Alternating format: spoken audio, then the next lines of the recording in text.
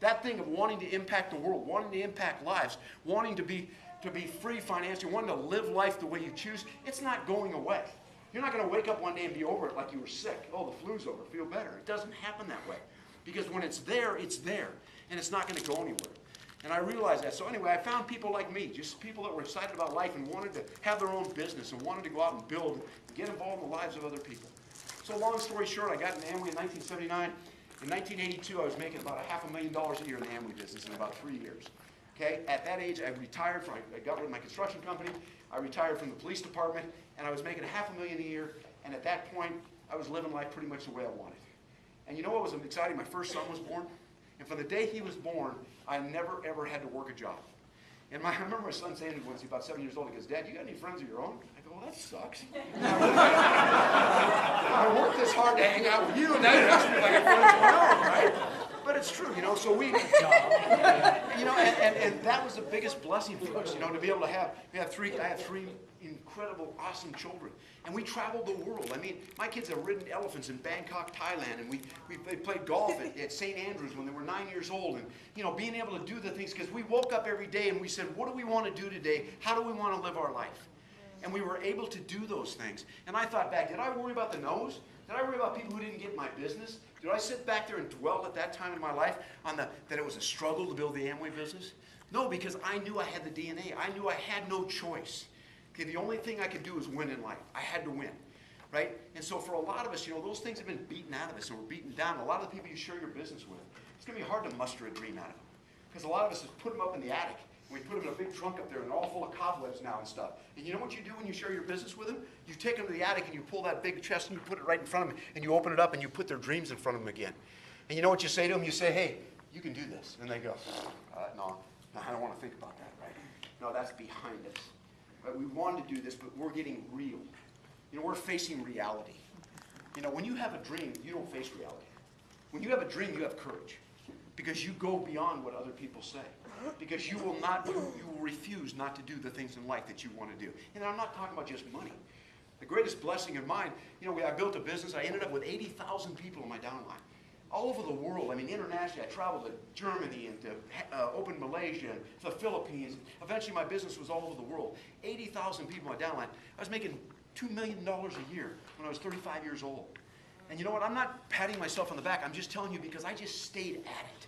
I ran into a guy about 10 years ago. I was sitting next to him in the church, and he says to me, he goes, "What are you doing?" I said, "Oh, I have an Amway business." He says, "I was in that." I go, "You were?" He goes, "Yeah, I quit." I go, "I didn't." And that was kind of it, right? I mean, that was the answer. You know, it was true. I just finished. I decided to finish. He had the same struggles I did. You know, saying no when people thinking it's crazy. Why would you get into something like that? It's a pyramid. You know, the fat lady in the back with a cigar at my meeting screaming pyramid, right? I mean, all the different stuff I had.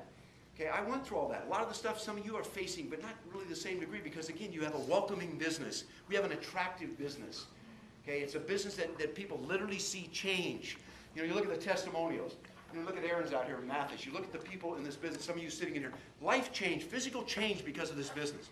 But I promise you, whether it's Aaron or whether it's Dallas Carter or, you know, or Darrell Williams, I don't care who it is, I promise you, their greatest blessing is not how they look physically, it's what's gone on inside of them. It's what they now believe they can do, and they're taking people with them. See, that's the huge part. Success means nothing if no one's following you. Okay, if you haven't transferred that success to someone else, this doesn't mean much for you guys. And so I built that business. You know, I had an opportunity to live this incredibly wonderful lifestyle, but still my greatest blessings from that business was I still have boxes and boxes in storage in some place, in some storage unit somewhere, but they're just people saying thank you. You know, thank you for this business. Thanks for sharing it with me.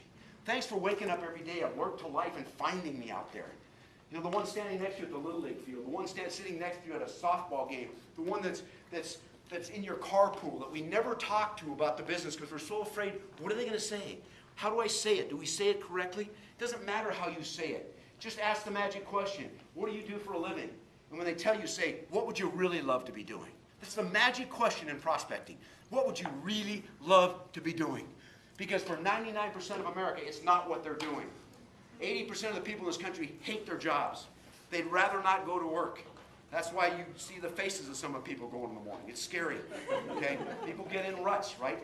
And I'm not putting down jobs here. You might love what you do, but that's not where America is. That's not where most of us are at. And now there's no security in where they're at. And so we're giving them that hope. Because that's really what you're doing when you present the business, is you're giving them hope. You're giving them opportunity. And that's the greatest part of it. So I built that business really consistently for 25 years, and then about 12 years ago, Amway went to a company they turned to an internet company called Quickstar. They switched over. To me, I lost interest a little bit because it wasn't people to people anymore. They said, oh, you can just get online, and all you got to do is sign up people online. You can train everybody online. You don't have to see anybody's face. You don't have to sit down with them anymore. I said, That's how I change. That's how my life changes. Somebody look at me and say, you want to change your life? I'm going to walk it with you. I'm going to go with you. Okay? It's not going by yourself. And that's really what we have. And that's why Carl calls us a coach. It's a great name. I know for the person that brand new, they go, a coach? Dude, I'm a player. I don't even know how to coach yet, right? And so, no, seriously, so we worry about that. Like, why would you call me a coach? I really don't. If I start building this business, what's your name? Jim. If I start building this business and I sponsor Jim, I tell Jim right up front, Jim, you're not a coach yet. You're going to be a player on my team, but I'm going to teach you how to coach. Okay? And we're going to do that together. And that's one of the things I want to talk tonight about, if you grab this piece of paper. Because let me tell you one of the things. If you look at the bold, the three things I wrote on there, what does a coach do? A coach observes, instructs, and inspires. That's our job as a coach. And one of the things that I've seen as I travel around the country now for 15 months with this business is a lot of us just don't know quite how to engage people as we get them started in the business. It's kind of like we sign up coaches, and we sign up coaches. And I started learning this because I would say to somebody like Jim who has a business, I'd say, Jim, tell me about your coaches. How are they doing? He goes, I'm not really sure. What do you mean you're not sure? How many you got? Well, I got about 12. Well, how are they doing? Well, I'm not really sure. A couple of them are on shake. How can you not be sure what they're doing? They're your players. They're your teammates. They're the ones you're going to grow your business with. How can we not engage in their life and know what's going on with them? We are responsible for the success of our people as we coach them. The guy for the Dallas Cowboys, Wade, is gone, right? He's gone. When you're 1-7 and you get humiliated by the Green Bay Packers like he did the other night on national TV, he's history. Why? Because he's not winning as a coach. We need to win as coaches. Okay? I look at your business and your downline and their success. I look at you. What are you doing to engage those coaches? How much time are you spending them? Are you coaching them? Are you walking with them? I want to use a couple illustrations tonight as I start talking about this. How many of you taught your kids to ride a bike? Okay, you have. All right. Now, did you teach them like this? Take off those training wheels. My son's name is Taylor. Taylor, you ready? I mean, is that what we did when I started? Heck no. Right? My kid had been bleeding, laying in the street like the dad. There would have been a lot of trust built up between the two of us at that point, right? I remember I sat down and said, Taylor, I think he was 5 years old. I go, you ready to do 2 wheels instead of the training wheels? And he kind of looked at me like, okay. I'll make this look at his face. Sure, Dad. And you know what? You know what I knew? He didn't believe in the bike. He didn't believe in his ability. Guess who he believed in? Me. He believed, Dad, if you think I can do it, I can do it. What are you saying as a coach to a new coach? What do they believe in? They believe in Beachbody? Not even that much. Because all their friends have said network marketing doesn't work. Right? And so they come in doubtful. Can you really make money in this? Is that Shakeology really that good? You know, can you get killed doing Tony's workout? You know, the answer to that is you can, for sure. But seriously, it's like, what's the faith in? It's in you. You're the one who found him. You're the one who sat down with him. You're the one who engaged him. So Taylor's got these great blue eyes. He looks at me and goes, you think I can do this, Dad? I said, son, you can do this. Right? So he took the training wheels off. He helped me. He loves to tinker with things. Took the wrench, took off the wheels. He's on his bike. And guess what I did? Same thing you did with your kids. I put my hands around his waist, and he started pedaling like crazy. And I'm walking alongside. We're not going real fast. And guess what I did? This, right? And what do you do? Oh, Dad! You know, and I grab him again, and I get him again. He goes a little bit further, and pretty soon he starts to get a little more balanced, and he's doing a little bit better, and he keeps looking at me. You sure? You sure that those eyes? Right? And then eventually, what do I take my hands off, and he starts riding. He's 100 yards down the road, and then he'll come back for 18 years. I don't know. It's dark, you're wondering where they are. But anyway, that's how I teach him, that's how I taught him to ride a bike. That's how we start a coach. The first 30 days, you got your hands around the waist. You're letting them go. They're falling off track. We bring them back. We bring them back.